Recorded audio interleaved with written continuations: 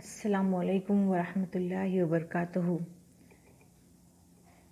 Students, मैं कैसर जहाँ आपको साइंस फर्स्ट का आज फर्स्ट चैप्टर पढ़ाने वाली हूँ और वो है ग्रेविटेशन, कशिश सक़ल, या इसको सक़ली कशिश भी उर्दू में कहा जाता है।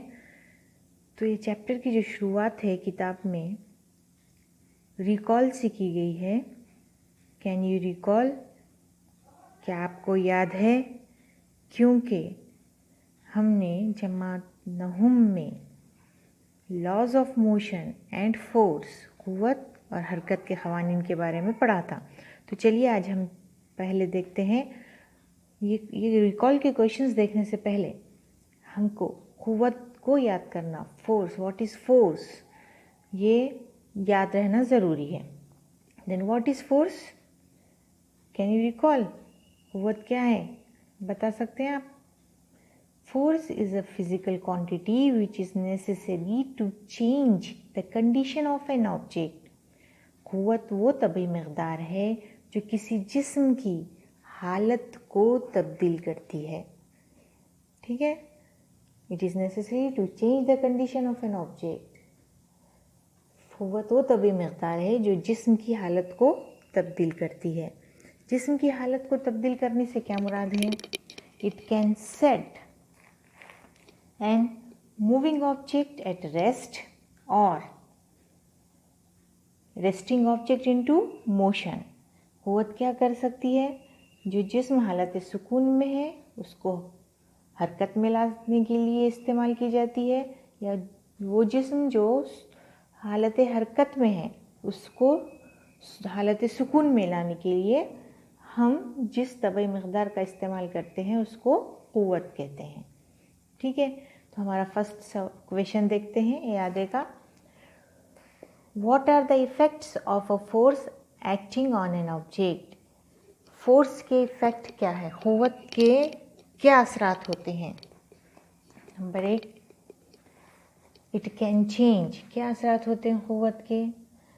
It can change first speed of an object. It can change, ये है इफेक्ट फोर्स के। Number 1, speed. ये क्या कर सकती है क़ुव्वत? चाल को तब्दील कर सकती है किसी जिस्म की। Number 2, direction of an object. किसी जिस्म की सिमत को तब्दील करती है। जब हम किसी फोर्स अप्लाई करते हैं, किसी जिस्म पे क़ुव्वत लगाते हैं, तो उसकी वेलोसिटी, उसकी स्पीड चेंज हो सकती है, उसकी डायरेक्शन चेंज होती है। And number 3, it can change both speed as well as direction of an object. ठीक है, और क्या कर सकती है? एक साथ दो भी चेंज कर देती है, या तो स्पीड चेंज करेगी या तो डायरेक्शन चेंज करेगी, या फिर स्पीड और डायरेक्शन दोनों भी चेंज कर देती है। किसी भी जिस्म की सिमत तब्दील करने के लिए, चाल तब्दील करने के लिए, या फिर चाल और सिमत दोनों को एक साथ तब्दील करने के लिए हम क्या करते हैं? क़ुव्वत का इस्तेमाल करते हैं। तो ये क़ुव्वत के असरात हैं। सेकेंड क्वेश्चन है, what types of forces are you familiar with? आप किस क़ुव्वत की कौन कौन सी अक़साम को जानते हैं? आप पढ़ते आ रहे हैं, बचपन से पढ़ते आ रहे हैं।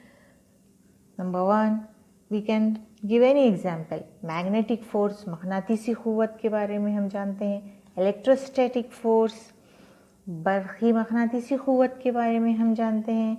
फ्रिक्शन फोर्स, रगड़ की क़ुव्वत, and gravitational force. There are many forces, कई क़ुव्वत की अक़साम हैं, है ना, जिसमें हम पढ़ चुके हैं बरक़ी मक़नातीसी क़ुव्वत, मक़नातीसी क़ुव्वत, रगड़ की क़ुव्वत और कशिश या सक़ली क़ुव्वत। ठीक है, तो आज हमारा जो सबक है आज वो है ग्रेविटेशन, कशिश सक़ल। What do you know about the gravitational force? आप ग्रेविटेशनल फोर्स के बारे में क्या जानते हैं? आप ये जानते हैं ग्रेविटेशनल फोर्स के बारे में, ज़मीन अजसाम को क्या करती है, अपनी तरफ खींचती है। Earth pulls the objects towards itself. हम ये जानते हैं, इसको हम क्या कहते हैं, ग्रेविटेशन। ऐसा हमारा कान पढ़ा हुआ है, ऐसा हम समझते हैं अभी तक आप जो पढ़े। तो आज हम डिटेल में पढ़ेंगे ग्रेविटेशन क्या है। जैसा कि आपके फर्स्ट पैराग्राफ में बताया गया है, we have learn that in standard 9 the gravitational force is a universal force. Gravitation force कैसी फोर्स है, यूनिवर्सल फोर्स है, आफाकी फोर्स है, यानी कायनात में हर जगह मौजूद होती है। हमने पढ़ा कि ज़मीन अजसाम को अपनी तरफ खींचती है, अट्रैक्ट करती है। ऐसा है क्या, सिर्फ ज़मीन और अजसाम के दरमियान ही है क्या? नहीं, इट इज़ यूनिवर्सल फोर्स। ये एक आफाकी फोर्स है, मतलब कायनात में हर जगह मौजूद होती है। And it is acts not only between two objects on the earth but also between any two objects in the universe। ये सिर्फ ज़मीन और उसके अजसाम के दरमियान मौजूद होती है क्या? नहीं, ज़मीन और उसके करीब के अजसाम के दरमियान ही मौजूद नहीं होती है, बल्कि ये ऐसी क़ुव्वत होती है, सकली क़ुव्वत, gravitational force. It is present in universe. ये कायनात में हर दो अजसाम के दरमियान पाई जाती है। It is present between any two objects in the universe। कायनात में हर दो अजसाम के दरमियान ये क़ुव्वत पाई जाती है। ये अब आप याद रखिए, ऐसा याद नहीं रखेंगे कि आपकी ज़मीन अजसाम को कशिश करती है, या it is present between objects and earth, ऐसा याद नहीं रखेंगे आप। कैसे याद रखेंगे? It is present between any two objects of the universe. कायनात के किसी भी दो अजसाम के दरमियान ये मौजूद होती है। Now, in this second paragraph, what is given about gravitation? That is the well-known story of Newton। Newton की वो जो आप कहानी आपको पता है कि एक सेब गिरा, न्यूटन ने बाग में बैठा हुआ था, सेब गिरा, उसको देख के उसने सोचा, why did it fall on the earth? ज़मीन पे क्यों गिरा? Why did it go in the upward direction? वो क्यों ऊपर नहीं गया? कई सवाल तो उसके जहन में आए, ज़मीन पे ही क्यों गिरा? तो वहाँ से उसने शुरू किया ग्रेविटेशन को स्टडी करना, सकली क़ुव्वत को स्टडी करना। वही इस चैप्टर में स्टोरी दी हुई है। He wondered why all apples fall vertically downwards and not at an angle to the vertical। उसने ये सोचा कि सब सेब नीचे ही क्यों आते हैं, कहीं भी ऊपर क्यों नहीं जाते हैं, ऐसा उसके दिमाग में ख्याल आया और उसने ग्रेविटेशन को स्टडी किया। Then he came to conclusion that the earth must be attracting the apple towards itself। तो फिर उसने क्या नतीजा निकाला कि ज़मीन ने क्या किया, सेब को अपनी तरफ अट्रैक्ट किया, कशिश किया। And this attractive force must be directed towards the centre of the earth. उसने क्या सोचा कि जैसे कि इस फिगर में दिखाया हुआ है, this is the apple tree, there are many apples on this tree at different heights. ये जो सेब का दरख्त है, इस पे देखिए आप, कई सेब हैं और हर सेब अलग अलग बुलंदी पे हैं दरख्त पे, ठीक है। तो फिर न्यूटन ने क्या कंक्लूजन निकाला, क्या नतीजा निकाला? He came to the conclusion that earth must attract the objects. ये निकाला कि ज़मीन जो है अजसाम को अपनी तरफ कशिश करती है। That's why Apple came on the surface of the earth. इसलिए सेब कहाँ आया? ज़मीन के ऊपर आया, ठीक है। और उसने ये भी सोचा the direction is vertically downwards. Direction of attraction is vertically downwards. ये जो अट्रैक्शन है, जो क़ुव्वत है, ये जो फोर्स है, उसकी डायरेक्शन कैसी है? Towards the centre of the earth, ज़मीन के मरकज़ की जानिब उमूदन नीचे की सिमत में होती है। ठीक है, ये उसका कंक्लूजन था, नतीजा था। ये फिगर ये आपको दिया हुआ भी है कि 1.1, figure number 1.1 shows an apple tree on the earth. The force on apple on the tree is towards the center of the earth. यही आपको इस फिगर में दिखाया हुआ है। अब next, after that he thought that if the force of gravitation acts on apples on the tree on different heights from the force of the earth, can it also act on objects at even greater heights?